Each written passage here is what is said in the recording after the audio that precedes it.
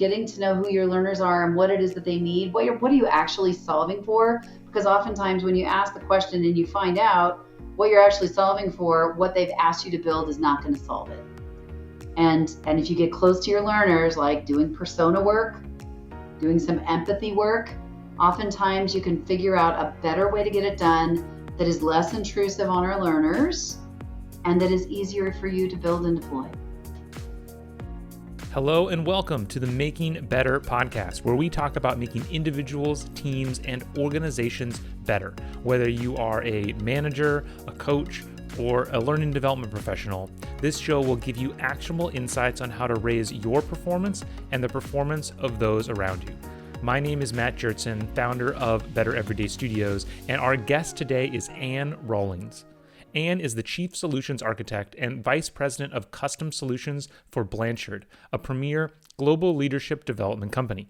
I got to know Anne at a recent planning event for the ATD Tech Knowledge Conference, where she scared everyone, frankly, and me included, about the potential pitfalls of misusing copyrighted content. Yes, today we're going to talk about all the times that you might have inadvertently broken the law when making content for your organizations. Thankfully, Anne has a really simple solution for all of us so that we can stop these bad practices. But before we get into the episode, I need to remind anybody new here to make sure you subscribe so you never miss a future episode of the show. And if you have already subscribed, then I would ask that you share this show with at least one other person, because that is how we grow. I can't thank you enough or tell you how much it means to me. And so with that, let's get started. And I am so excited to have you here today. How are you doing? Oh, I'm doing really good. It's a gorgeous autumn day in the Denver metro. It's beautiful, 60 degrees, but it's going to snow in a couple of days, so I'm enjoying it while it lasts. Yeah, Colorado is one of those states where it's a state of extremes. I remember from living there, where it can be very hot, and when it's hot, it's like dangerously hot because you're so high, so it can really burn you, and then it can get blisteringly cold, and so those days in the middle are magical. Yeah, for sure. Thanks for asking. Yeah, well, I am really glad to have you here today because, so as I mentioned in the intro, we met as part of, we're both on the Association for Talent Development's planning committee for their tech knowledge conference. Yes. And when we were at dinner, we were talking about intellectual property and protected content. And I know you scared me. You scared other people at the dinner table. It sounds like you give a lot of talks where you kind of scare people around this subject. So, but the good news is that you have some great solutions. It's not just be scared. It's be scared of doing it wrong, and here's how you do it right. So I'm really excited to have this conversation. And to set the stage, what I want to start with is when you talk about protected content, and you care about this a lot. You see this a lot because you're at Blanchard, which has a lot of content that you yourself are protecting. And so when you say protected content, what do you mean? Yeah, for sure. So as we think about protected content, and prior to my arrival at Blanchard, I've been there for just about 4 years, and I'm their Chief Solution Architect. So I lead our custom solutions team for the organization. But before then, I was leading an instructional design team, and we were building custom work product for clients across every industry that you might imagine. It might be face-to-face, it might be e-learns, it might be all kinds of content and experience that we were creating net new. And of course, the challenge when platforms like Degreed and Edcast came to be, kind of their panacea was, you can bring together all of this incredible world-class content into your learning solutions seamlessly, easily. And that sounded really, really great. And as my partner in crime, Myra Roldan, who many people who listen to your podcast probably are also aware of, as we were building and at conferences and people started talking about using these platforms and bringing in content and importing things that they found online, it started us thinking, hold on a second.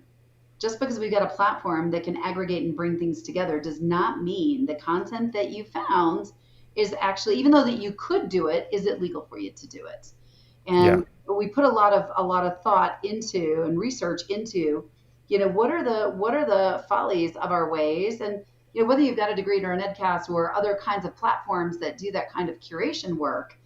Curation sparked very specific ideas about 5, 6, 7, 8 years ago in our industry that highlighted the question of, if I can pull down a PDF of an HBR article, or if I can grab a link to a TED Talk video that's out on YouTube, what's the harm in me bringing that into, say, a leadership development class for new supervisors? Yeah.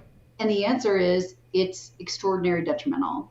When you've got authorial ownership of concepts, of frameworks, of thought leadership that is woven around, it's not free. And it, Yeah. it, it is protected by the law. So anything that is written by an author that is original thought leadership, certainly falls into that protected space. So whether it's Ted Yeah. Blanchard or it's our authors and our product development team writing content around a model for building trust, or it is an article at Fast Company that talks about learning agility and why it's so important, those things are protected by those bodies that have published, and actually authors that have written that content area. So that's what I think. Yeah. Yeah. It's really wide ranging, and I think it's crazy just of how commonplace it seems. So commonplace, it seems so just like, well, of course, it's there, like it's kind of like it's on the internet, so the internet is free, like we all just but and correct me if I'm wrong, I believe you said there's actually been some laws around this, right? There's been Mhm. some legal cases around this. Have there Absolutely. been any decisions that you're specifically thinking about? Mhm. Not specific decisions necessarily, but as we were doing our research, there are algorithms that these publishing organizations have. So, for instance, if I'm a member of a small L&D team and I'm putting together my frontline supervisor program, and I found this really, really great article in SHRM, and I want to provide that as kind of a pre-read. Maybe I'm not going to create content from it, which is also illegal, but I really want them to use this as a pre-read as part of their program. I have to get permission to be able to use that. And the penalties are extraordinary. Now, of course, there's due process. So the initial step is a cease and desist, say from SHRM or from HBR or from TED. And that means I've got to stop using it immediately. That means it pulls out of my program. Should never have been there to begin with. It's probably going to be a frightening letter from an attorney. The second thing, if they were to go to litigation, the fines are extraordinary. And the bigger cost, however, is that they can cause you to shelve whatever program that one little article was nestled in. Legally, you can be required to shelve that program. So all of the design, time, dollars, mind share, everything organizationally that was sunk into building that program, it is now sunset and it is not legal to use that program any longer. So the consequences can go from a little slap on the hand, don't do that. You don't want to be on their radar. It's poor form, Yeah. all the way Yeah. to financial judgments against an organization, all the way to shelving your product, and larger reputation damage for organizations that hit the radar for behaving in that way. Yeah, and for anybody who thinks, oh, I mean, well, TED has their own free website out there that everybody can just go access. Clearly, TED doesn't care. TED cares a lot. They TED care a created lot. an entirely new business line just devoted to selling their content Correct. to companies. That's right. So they care a whole lot. Mhm. And then what about, because I think around this, a lot of people might just say, well, it's fair use, right? Like Right. it's copyright fair use. It's used for education. It's all fine. Why doesn't that work? Yeah, if you're not a teacher in a school system, it's not for education. If you're a company that makes money, and if you work for a training department Mm, for a company that makes money, it's not fair use. And so fair mm-hmm. use is very, very specific in terms of who are the people that can actually use it and for what very specific purposes and in what permutations can they use it. Meaning, can I copy a link? Can I include a PDF? It's very specific, and largely When we talk about people who are doing the work that you and I do every day, we are working for organizations that are developing talent for the purposes of a business to make money. I'm not Yeah. an education system, not for higher education, not for students that are not part of a unified body. And so if you think about kind of the branch, like does fair use apply to me? Yes, no. The first question is, do you work in an L&D team that serves an organization that's design is to make money? And if Yeah. that is yes, then fair use is out the window for sure. Yeah. Yeah, and it's, you mentioned in our previous, before we got on here, we were talking a little bit about AI, and I do think, interestingly enough, AI, though it dramatically exacerbates this problem, it may also, because of that, cause some of the solution to this problem, in the sense that I was listening to an interview with the CEO of YouTube, and YouTube exists because of their creators, right? If there aren't really strong, good creators on YouTube, then YouTube goes away. And there's a certain level of repurposing that creators do like. Some creators like. They potentially like it when people take their videos and clip their videos, and it helps them grow. But AI is now allowing people, if you're the Joe Rogan show and you have countless hours of video on a platform of you, AI enables just a complete recreation of that. And so I think in order to protect their creators, YouTube is, at least in the beginning stages, or different platforms are in the beginning stages of creating things that are more like digital thumbprints, you can almost imagine like a blockchainification of stuff to control it a little bit better, so that we know, because it's going to be, because in our world, like Simon Sinek might be a good example. We're not that far off from somebody being able to create a completely fake video of a Simon Sinek talk, Yeah. and people not being able to tell. We're Right. not that far away. Right. But because of that, maybe some, like, platforms are just going to have to find ways to protect it, or else nobody would create anymore. Right. Um, Right. Well, yeah. just a couple of weeks ago, wasn't it Tom Hanks whose likeness was being used in a video that was built by AI to rep and sell dental services? And so Wow. certainly this is an issue that is a hot button in Hollywood. It is a super hot button in organizations that are IP and authorial ownership based, because when you think about, for instance, let's think about, say, a chat GPT.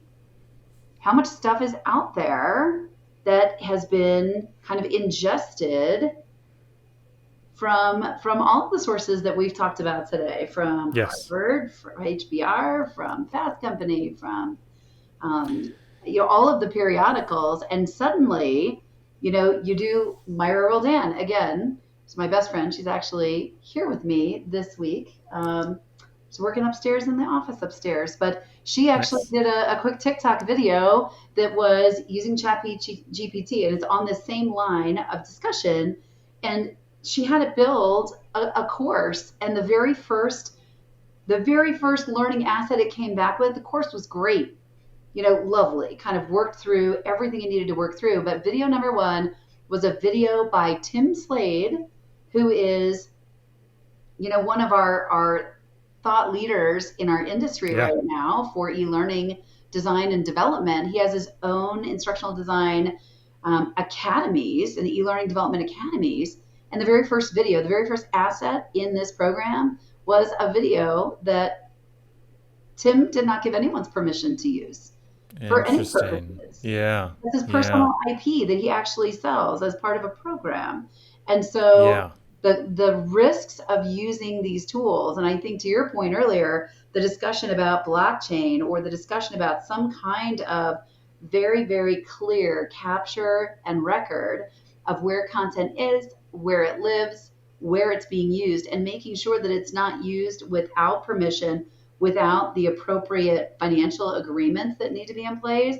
I think that's the Yeah. next frontier, because right now it's like AI has arrived, and It's almost like the horses have run out of the ring, and we're going to have to Yes. do a lot of work to get those horses back in the ring and get the right protections that and the laws haven't caught up with it either, which means there's going to be a number of No. years where things are going to be a little out of hand, for sure. But And think, yeah, there's lawsuits against OpenAI right now. You yes, know, there yes, are lots of authors and artists who are saying, "Hey, I never gave you the right to train on my data." And I do think there is a potential world, and I think this is probably the right world, that you only get to train on your data. Like, that's right. and that would be, it would be great for a company like Blanchard. You have so much IP, you could create a really good AI model based off of Yeah, your IP, yeah, and you have enough that it would be good. And so it would, rather than, it would create a world that, I didn't expect us to go in this direction in this conversation, which is great. It would create a world that would incentivize the creation of IP so that you could train AI models and then leverage it all the more, versus incentivizing being the person in the back who's not really doing anything yourself and just kind of like using the work of others to build off of. yeah. It's interesting. So really, it's so the conversation is so interesting and lively right now. At Blanchard, we've got an AI think tank that has been working through, thinking about current state, future state, the implications of AI on our business. From how do we actually refine processes potentially using AI to help streamline in certain areas where it makes Yeah. sense. What are the things that we need to do on the flip side to protect our business and to protect our intellectual property? What are the things we need to do to protect the identity of people who work for your organization? When you go in to a chat GPT and you create your account with your work email address, you're starting to give it things that help to isolate so that certainly content cues and searches could be brought up. But I think a really interesting thing as part of our think tank, I suggested everyone go in and have ChatGPT write a resume for you, your name, first, middle, last, Mm. and see what Mm-hmm. it comes back with. And it's kind of a Frankenstein Oh. that comes back. At least, I mean, I'm a doctor. I'm a medical doctor who is also a learning leader, and so Yeah. I found that very interesting. Um, However, when I kind of bringing it back and thinking about the implication for organizations and having policies around it, there's a lot to think about. And we have clients that are saying, I want a clause in the contract that says AI was not used in the creation of my work products.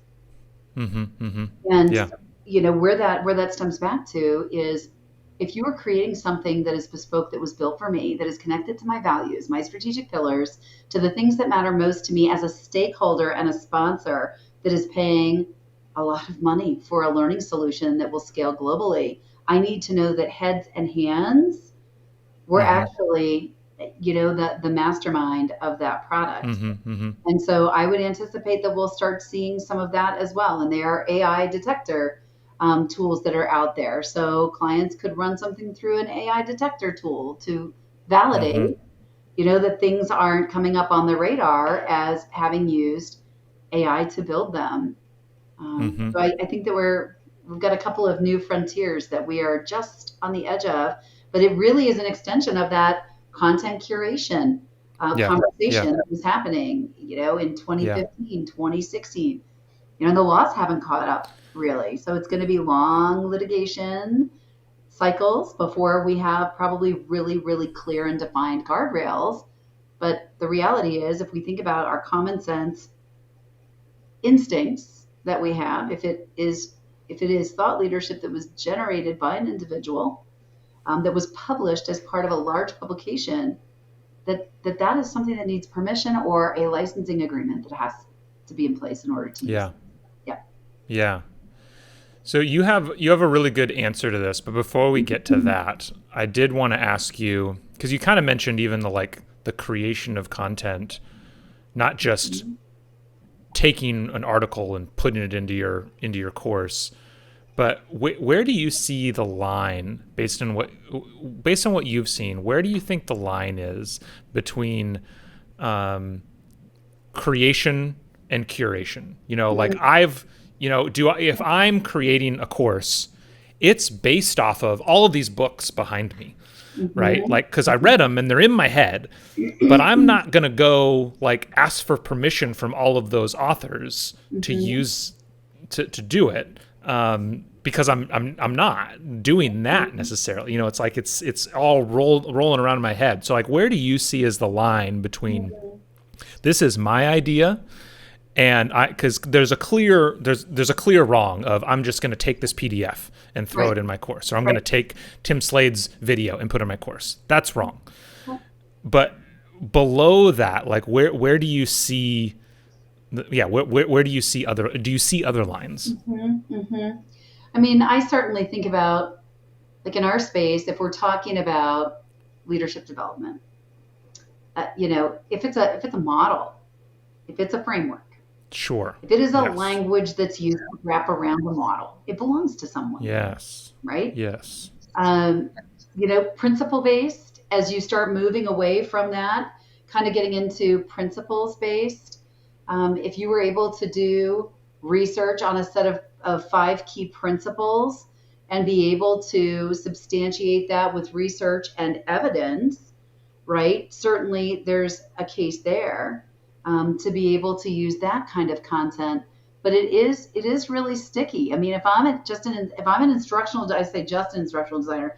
I am just an instructional designer, right? I am not an expert Yeah. in flight. And so for me to write ground school training, I'm getting all of that from somewhere, whether it's Mm-hmm. hiring a subject matter expert and doing interviews with subject matter experts to pull my content. That certainly is an option. Um, but Mm-hmm. but certainly for credibility and basis, and to stay safe, you know, the typical instructional designer is not a deep learning expert on a lot of the topics that we write about. And so Yep. it's whether it's having those internal experts inside, maybe supporting it Yep. with some research and citing that research, that Yep. supports kind of your subject matter expert's position. I think that that's a safe place to be for sure. Or Yep. using organizational content that's happening in the organization, being able to cite things that we are seeing that we know work, citing things that we know don't work. We want to avoid this kind of practice. And so building your learning on what does work based on actually body of evidence that's right here in the organization. Um, Yep. I think that certainly rings true as a safe place. I feel like when as I'm listening to you talk, it's really saying like, be bolder, be more creative, and come up with and have your own stuff. Like it's making me feel really good about really early on in my when I was first getting into instructional design, and I was reading a ton of books about how the brain works and all this stuff, and I came up with this idea of just like, okay, like good, in order to get behavior change, you need specificity, connection, and context. And now that's my model that I talk about all the time: specificity, connection, context. Like I do talks on it. I've written articles on it, and it's just a thing that I made up, and so it's mine. Right. But it's for the instructional designers out there, it's about like having that belief in yourself of like, you can do this, like we can all do this, we can do the research, talk to enough people, and like you don't need to use, like you were saying, the model that this other person used. Now sometimes there's a reason to, because it's research backed and it has like, and there's like a particular thing that you're trying to get, but that research costs money and it took time, and so it makes sense that you would find a way to credit them or get their permission, or whatever it is, depending on the situation. Right. And I'll use a beautiful example from one of my clients at Blanchard. As we're putting together a program, they really wanted to touch on how do we help people to think through their decisioning and identify if their decision is sound as a leader in an organization, right? Sure. There's tons of models out there on Yeah. decision making. Yeah. If their CEO had the simplest model, right? Excuse me, their CFO, it was, how does it impact our customer experience? How does it impact our revenue growth goals? How does it impact our bottom line? How does it impact our people? Like that's how we want you thinking about it and actually giving thought. And it's so simple because again, it is based on the body of work that is happening around you. it is easy to put that kind of a framework together versus going out and pulling and trying to extrapolate or license someone's, financial advantage decision making model, right? Yeah. It's a much more common Yeah. sense approach. Like you said, you observed, you saw certain things that were common and inherent that would benefit. And to be able to almost categorize these based on what you've seen, sometimes simplest is best. And Yeah. that's what we've got to work with. And it's quickest to deploy, right? And that body of work that we can base our observations on is right in front of us. Interview senior leaders at the organization, interview Yep. customers, what's going on, interview subject matter experts, get their perspectives on things, Yep. right? Yep. A lot of that can I live love it. inside the organization, lots of it. Yes. Yeah, I love it. But then, kind of like we said, there might still be times where you do want to use this Yeah, stuff. You sure. do want access to it, and that's why. And plenty of large companies, that's where a lot of their training budget goes. It's to go purchase IP. But there's a lot of learning professionals out there. I think the most common learning professional out there is the solo learning professional. They Yep. do everything. You don't know what their job title might be. Training manager, it might be instructional designer, it might be who knows what. They're by themselves. They have very little budget. What if they have this book, they just really love this book, or their whole ethos is around this one way of thinking. What can they do? Hmm. That's such a great question. And it's a really important one because it's not just about building artifacts for formal learn. With COVID changed the way we think about learning, journey-based, spaced learning over time, highly blended, happening within the flow of work, right? Those are the things that we're seeing everywhere. And a lot of that at Blanchard, the way we approach a lot of kind of the connective tissue, the things that are happening in the moments, our quick access to resources. I'll use the leadership context. I work for a leadership company, obviously. But this could apply to just about any domain area that you'd be building learning.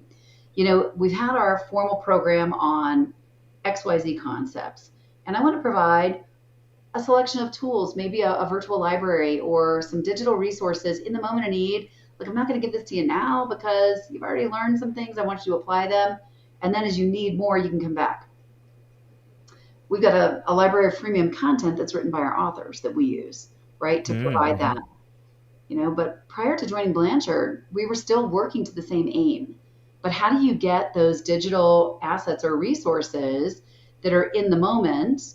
And we had a client, a large global client, who really wanted this to be this virtual library. And so they called together so many really great links, and we were like, we can't use them, Yeah. right? And of course, it's still an area of learning for people in our field, for their leaders, for leaders in talent and HR who might not have that deeper understanding. And so there was some education around that of why we can't just wholesale take these, even though they're not part of the program. They actually are. If we're directing them to them, they're going to Yeah. have our IP addresses, you know, Yeah. by the hundreds banging on this article. That's problematic. You can't do that. You don't own it. And so we put together a curation, basically a curation journal, and we had each of these links.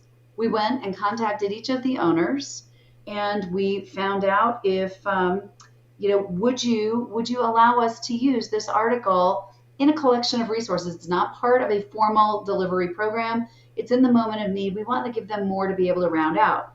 Guess what? Half of them said no, or you need to pay me for it. But guess what? Half Wow. of them, about half of them, said, you know what? That's actually really good for me. I'm a small author, and Mm-hmm. I posted this blog post, and yeah, that'd be good for me. And so in that, we Yeah. captured the email, which was their written permission. We took that, we embedded it into this Excel workbook, and so we had written proof of the express permission for every single digital asset link that we were using in that program. There And you so go. yes, and so that allows really great things. It covers your bases. It provides a permanent record of the request, of their response. And it allowed us to move forward really with a good, clear conscience, knowing that we were doing the right thing by client, doing the right thing by all of these really great authors who had important points of view that we wanted to be able to share. Yeah, and it might sound intimidating, but I can't imagine it's not that much work when you in the grand scheme of things when you think about it, just like taking the time to reach out to the dozen or so folks that you want, to a couple dozen people or probably less depending on the program, keeping track of it. It's not that much work Right, really in the right. scope of everything else that you're doing. And based on what you were saying, it sounds like it probably also, again, talking about incentives, it creates a world where it probably incentivizes you to go hunt for those lesser known but brilliant Yes. people and things out there. Like everybody knows about, the top 5, 10 leadership development books out there. They're cited 1,000 times. They're probably generally going to be the ones that are like, no, we want you to pay us. Whereas if you find the other people who are still doing brilliant work, who want to or are looking for avenues to work with organizations, Right. it creates a great incentive structure. It's lovely. And it could be something, for instance, someone writes a really compelling post on LinkedIn, write an article on LinkedIn. These are people who obviously are large and well-known authors are writing on LinkedIn, but there are so many incredibly Mm-hmm. bright people with great perspectives. What about asking them if you could interview them and maybe do a recording or a very low tech podcast? And I know, Matt, your work is in the world of podcasting, and that has a very clear and defined view and perspective. But being able to capture a recording or being able Yeah. to have a video call that then becomes, Yeah. an asset. A lot of these people are willing to do that, to give their Yeah. time. And so there's a Yeah. lot of ways to go about that keep you whole, that help you to create different things, not just a link to something to read, but Yeah. some other types of content to consume. Awesome. Awesome. I love it. I think that's I would really encourage people to, before you just, cuz I'll admit when we first started our conversation back many months ago at dinner, I was kind of just like taken aback, just like this can't be right. This seems like an impossible bar. But the more you sit with it and the more you really think about it, it's not an impossible bar. It's something that's very realistic. So I encourage people to really take a minute to think about how they're using these assets, making sure they're doing it appropriately, coming up with better ways to get this stuff done. To close out and really appreciate your time, and I want to respect your time, we do have 3 kind of rapid fire questions that we try to ask at the end with every guest. Yes. The first question is, what is one book that everyone should read? Not put in their learning program, but what is one book that everyone should read? Mm. The book I'm reading right now, it has nothing to do with L&D, I love it. but it is called Being Mortal, because so many of us are dealing with aging parents. And Mm, some of us more so than others. Everybody will deal with aging parents. And it's not just a book for people with aging parents. It's like, oh man, if I'd had this book 20 years ago, I could have maybe coached my mom on some different behaviors now that she's 78, right? yeah, So yeah. that would be my recommendation. I think it should be a must read for anybody with people you care about who you might end up taking care Yeah, excellent. That is a of. great Pretty much. great recommendation. Yeah. Okay. What is one skill? What is the one skill that has helped you most through your professional career? Hmm, skill. It's a tricky one. Yeah, it's a good one because especially as the world has changed so much, I think learning agility, being able to keep an open mind, and often, it's really easy to get into a mode of I've got to deal with this situation or this emergency or this that. I've got to deal with this. We're paid for our thinking ability. We're paid because we can solve the tough problems. And so I think that I would say maybe learning agility and kind of not resilient in the sense of in the sense that we think of it, but I would say it's learning agility and kind of a positive mindset that My Mm, job is to do the hard stuff. When I've got the easy stuff, yeah. I should probably appreciate it a lot more than I do because that's actually not why I'm in this job. I'm in this job to do the hard Yes. things. That's right. We are. That is that is a really great mindset to have. If Mm, like we're here for the hard stuff. That's that's why. If right. the hard stuff didn't exist, we wouldn't have a job. So, That's right. That's right. And yeah. your network. So it's your learning agility and it's your network because you're not ever going to know Yep. everything to be able to do it all. And Yep. so Yep. cultivating those relationships around you at work and in broader industry, boy, I'll tell you what, it's invaluable.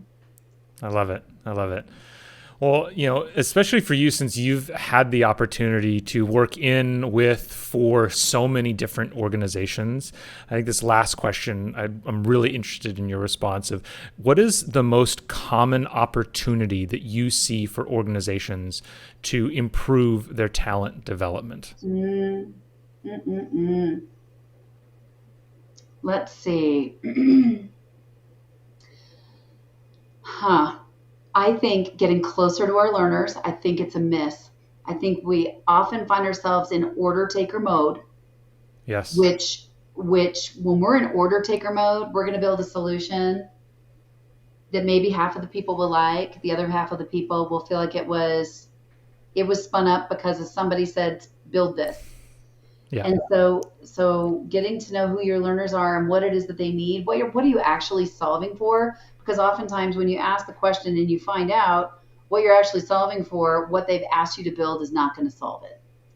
And if you get close to your learners, like doing persona work, doing some empathy work, oftentimes you can figure out a better way to get it done that is less intrusive on our learners and that is easier for you to build and deploy. Yeah. It's so true. I think, yeah, I was at a conference. I'm saying this a lot now, but I was speaking at a conference a couple of weeks ago where just because of kind of the nature of the speakers, this kind of moment came out where we said, asking, because the question is often asked, how do we get the organization to care about learning? Mm-hmm. And I think that's the wrong question. The right question is, how do you get learning to care about the organization? Ooh. How do you Mm-hmm. get us, like you said, closer to the learner, closer to the business, closer to their problems, so that we really, yeah, I love that empathy frame that you mentioned Mm-hmm. of being able to really understand what their needs are, what their use cases are, so that we can build the right solution. Yep. That's a great one. If we can make their lives easier and connect that to some of the monetary levers that the business cares about, you're going to have Yeah, a win-win-win the whole way around. exactly, Yep. exactly.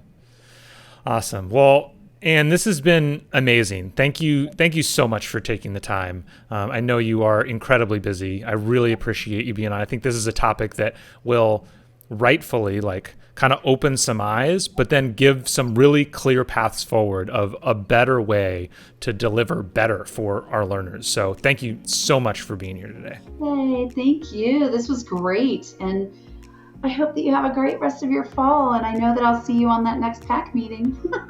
Yes, absolutely. Okay, have a great rest of your day. Thank you so much for tuning in today. If you liked the discussion, make sure to hit like and subscribe so you never miss an episode. As a reminder, if your team is struggling keeping up with the training development demands of your organization, we want to help. Better Everyday Studios is a full-service instructional design team that can help you with everything from ideation to actual content creation and delivery. Please reach out to us using the link in the episode notes below. Have a great day.